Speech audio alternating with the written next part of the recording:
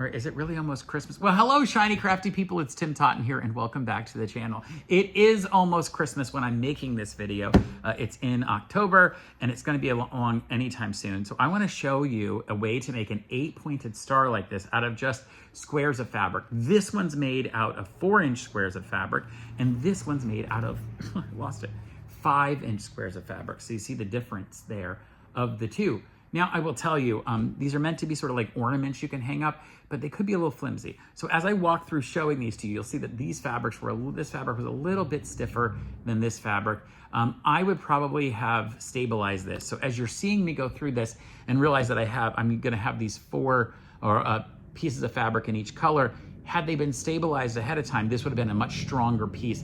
And of course, there's lots of embellishments you can do to this, adding little bells at the corners and a string and everything else. But I just want to show you the basic way to make the 8-pointed star by folding all these things up. So why don't you join me down here at the ironing surface, and I'll show you what we need to do. Because once you cut 4 pieces of fabric, no more cutting, sorry, 8 pieces of fabric, no more cutting, just ironing and maybe a little bit of gluing. So like I said, this one made with 5-inch squares seems a little large actually. And in fact, this thing is 10 inches wide across here. So that's pretty big. It also becomes a little flimsy because of the size. So I'm gonna go ahead and use 4-inch squares. And I've cut 4 out of each of my 2 fabrics. So I'll get a similar design alternating between them. You could, of course, do 8 different fabrics, or maybe you could do 4 different fabrics and use 2 of each.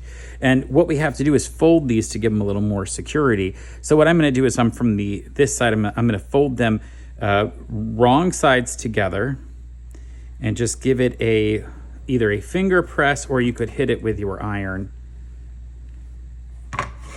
And you'll notice here that I've put a piece of wood under my pressing mat. I had several people telling me that I was going to warp my my piece underneath, and turns out I was starting to do that. So I don't want to warp the cutting mat underneath. I'm going to use a tiny little bit of glue just here in the corners. You don't have to do this. I just found that it makes it a little more secure when I go to fold it up. And the reason I'm doing that is here you're going to see that those corners will be in here on the back. And while I don't expect to see the back with the way I'm going to use these, it still could make it easier. So I'll fold this right along that seam that I ironed in. Just get it go right into the corner. And I'll make sure the other side folds up to match it exactly. So this material is not as strong as the material I used for the black and red one. In other words, it's not as stiff. So frankly, for this material, it makes a lot more sense to do a smaller square. If I had used a larger square, it would be, this would just be way too flimsy when you went to fold all these folds up. So in that case, you might have to go in and use some stabilizer, and I don't want to have to reinforce this, so I would rather not. All right, so we're gonna fold all 4 of those in, get them as even as you can get them. Now these aren't exact, although my square was a particular square, but here's the good part, and I want to show you real close up.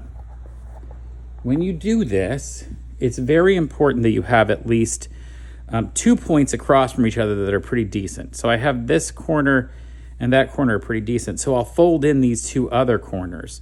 So that'll fold in here because we got to make this sort of shape that is a lopsided sort of point. So I'm going to do that. I'm folding right along that edge, and I'll use a little bit of glue in here just to adhere it, right? So that when I push that over and fold it, and then use some heat from my iron without using any steam for this. I don't want any steam for this. That'll hold that in, and I can put a little more glue down to where the other one's going to go. And then I'll fold this other one in. And this point's super important down here because this point's going to be seen quite visibly. So I got to make sure that that becomes quite a point down there. It's going to make a point. Just leave that iron on it to keep it, and it'll really set that glue.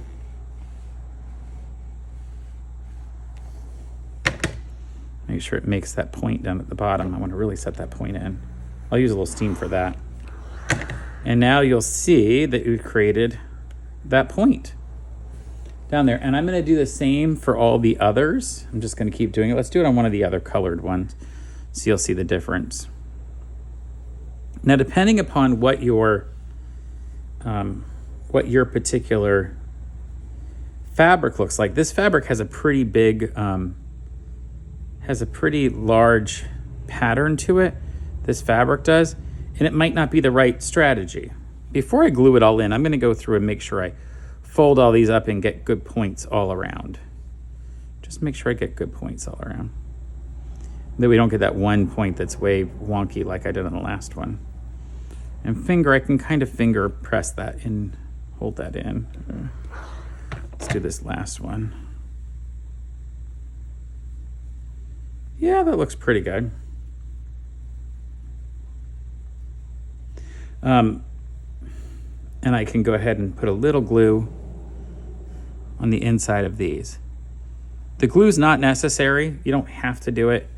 I just like this to really hold in, and I want to make sure it really is holding. And as long as you're using a craft glue, or even like, you know, and craft glue can mean like school glue, like Elmer's glue. Oh, it opened that up. I don't want to hit the steam. I'm so used to putting steam. I'm so used to pushing the button in here to get my steam to go. Now I'm using a travel steamer iron here. You don't have to use this. So that looks pretty good so far. So now I want to go in. This is more important on this kind that has a large design. I might want to make sure when I fold it that I'm not going to fold out most of the design. So I might want to keep that in. So I might want to fold everything back this way and leave that red circle in the middle. So that means I'm going to do these in this way. Little bit of glue under there. Okay, that one.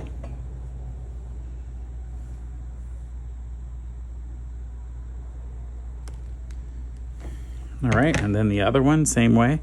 I'll go ahead and put the glue on it first.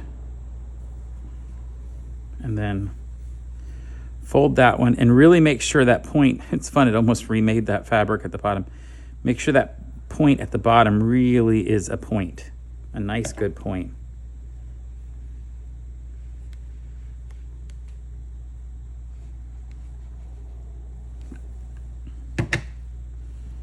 So I like that. Those are going to look good because those are then going to go like this when they go together. So we'll definitely see that as it swirls around, creating that swirl. So I'll go ahead and complete the others, and then I'll show you how to pin these together.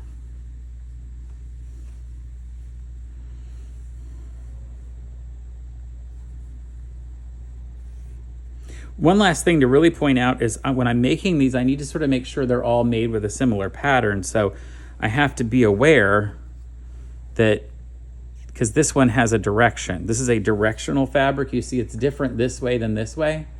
Like these are sort of two different fabrics if you turn one the other way. So you need to make sure they're both turned the right way.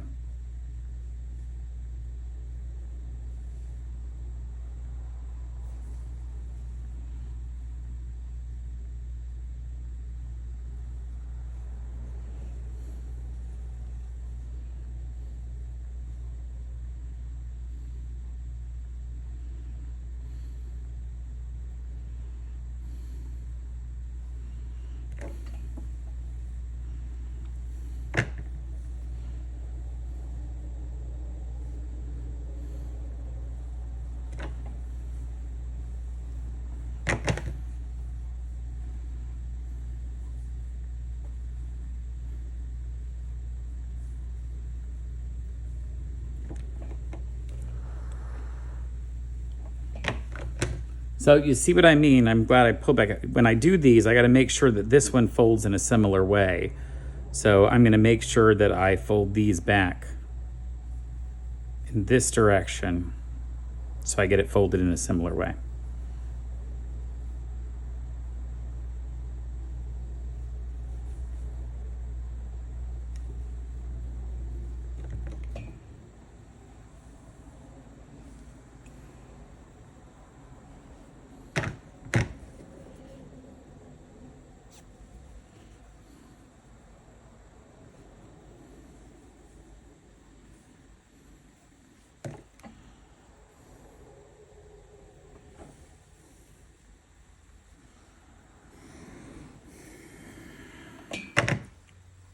So that gives us another one of those, and we can start to see how these blades can be put on as we go around.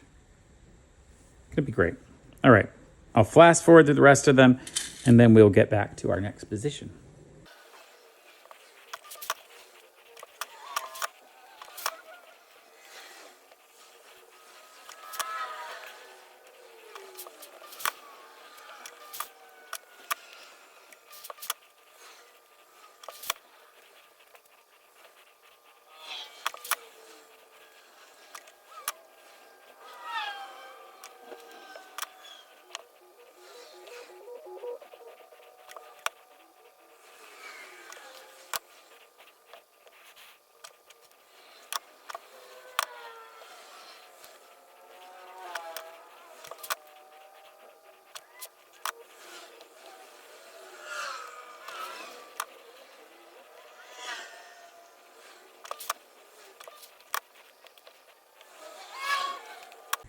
All right, so that's all of them. I've got 4 of these here.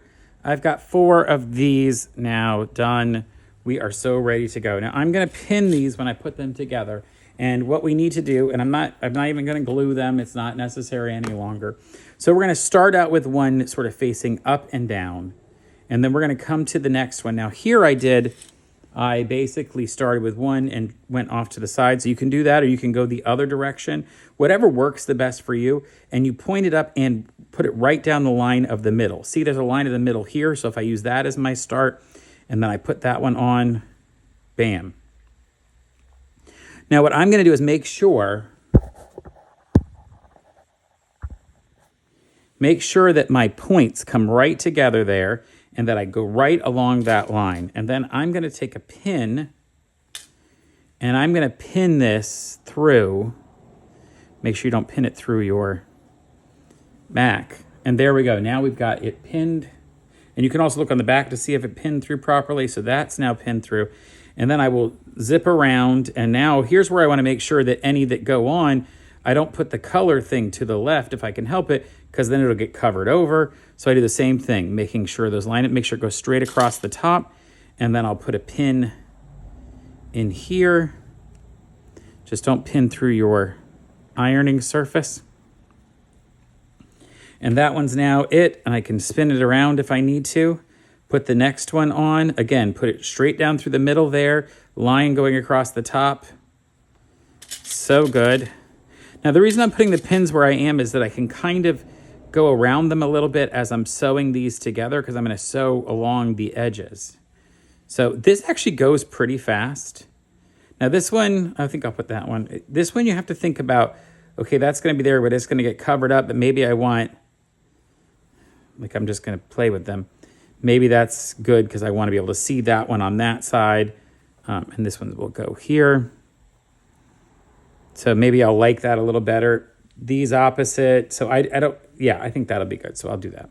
Let me take those out. So I line that one up, make sure it lines up across the top here. See here, lines across the top and lines down through there. And again, as I put the pin in, this is not really something you could clip. Just be aware it's probably going to be difficult to clip this. Okay. Again, same thing here. Follow my line straight through here and here. I got a big bullseye or cross hatch almost. Ugh.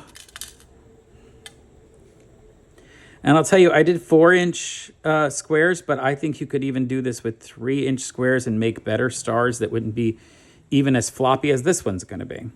Same thing here. Now this is fun because it's going to line up with that across. I'll make sure I line it up, and then I'll come back to my pin. I've got to pin through all the layers, but not through the backing. Did that? And then this last one gets a little bit fun because you put it here, but then you have to lift the other above it. So that works. And then I get to put 2 pins, one in this one, and then one through that one. And then when I take these to this whole thing to the sewing machine, I will start in the middle and go, and we'll see how that looks. Let's take this to the sewing machine. All right, so here at the machine, I'm gonna go ahead and sew this starting in the very middle, just picking one of these. But I mean, I would normally probably have picked a green or a red thread for this, but the reality is I want you to see it very easily. So I'm gonna use white thread in my machine, and I'm just gonna edge stitch. So I'll start in the very middle, pull my thread up a little bit, and just go across. And I'm edge stitching right along the very edge. I'll pull this pin out a little bit so I don't go over it. And then I'm going to stitch this all the way out to the point. And I go all the way out to that point, and I'm just using an edge stitch, which means it's barely even 1/8 of an inch stitch. And then I'm gonna do something fun. I'm gonna come in here and peel back this fabric a little bit and just go underneath where that would cross over. And then that way now when I fold this, you see that stitch goes there. When I fold this back over, it covers that. And then I just twist to that as my new one and start. And I'll have to trim some threads in the middle before I go, because there'll be some threads stuck here in the middle. But this allows me to go all the way around, and now that held down that point. See back here, it held down that point that I'd gone under. Now I do the same thing here. Roll this back a little bit and go underneath it, and then it'll fold over and cover it. Now every machine will be different with the way that threads run. Mine, it's interesting, when I do this sort of a stitch where I leave the thread sticking out, this straight stitch machine pulls it into the seam, into the stitching. So it gets it nice and out of the way. But you just will go back and just trim things in the middle here. And again, peel this back and stitch underneath it. Now you'll notice that when I first started, there'll be one that you can't do that with, because the very first one I did covered over that. Just the way it goes. Just make sure everything's holding together in the middle here. You could back stitch at the beginning there if you really wanted to. And I just pivot. Now I'll take this pin out because that's been sewn down now. Now you're gonna see when I finish this, this is a bit more flimsy fabric. And because of that, I might have wanted to do 3.5-inch squares or 3-inch squares instead of these 4-inch squares. This is gonna make a pretty big star. Although I gotta tell you, if I'm doing this much work to flip and fold and all of this, I want a little bigger product, you know? Like I want something that feels like I spent all my time making it, you know? So it's why I did such a big one for that black and red fabric. And here you could just go ahead and stabilize this with a stabilizer and then cut the fabrics out, and it would actually hold the square a little more. I actually think one of my favorite ways to do this would be with scrapbooking fabrics. And those would be so much fun because you can just take the squares. A lot of times those scrapbooking fabric squares are 10 inches, so you could cut them into quarters. So you would get all 4 out of one fabric. So you just take 2 fabrics, or two colors of paper, I should say. Just take 2 designs that you like together and cut each piece into 4 or 5-inch squares, and you could do exactly what I did with that black and red. And look how nice that would be, because you would get these nice big chunky stars, because that scrapbooking paper is pretty stiff.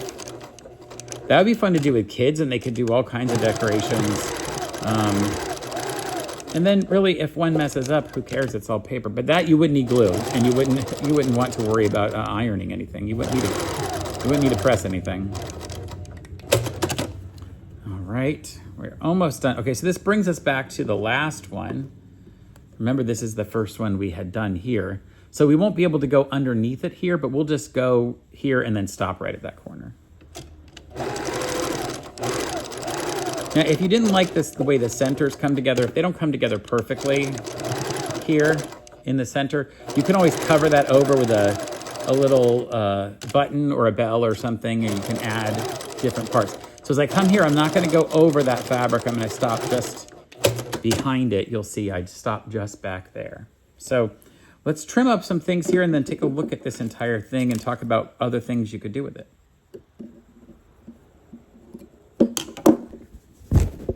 All right, so there is the finished piece, and it's really cute actually.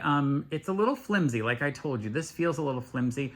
I almost think that on the back you almost need to, I don't want to make a whole nother one and put it on the back, but I feel like this would have really benefited from having some stabilizer in the fabrics.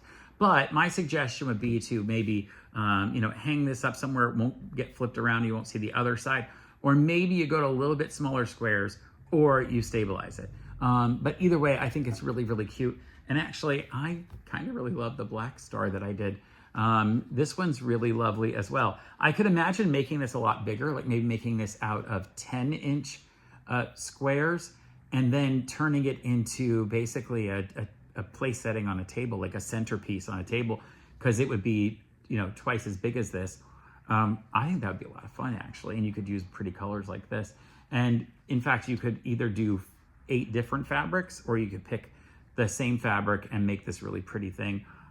Anyway, I hope you try this out, especially with the holidays coming up. Until next time, folks, stay crafty. Bye for now. All right, now it makes me want to pull out some scrapbooking fabric and just make a ton of these. It might be a great thing to make them super small and hang them off of gifts as little pieces. Gosh, I don't think I have that much time.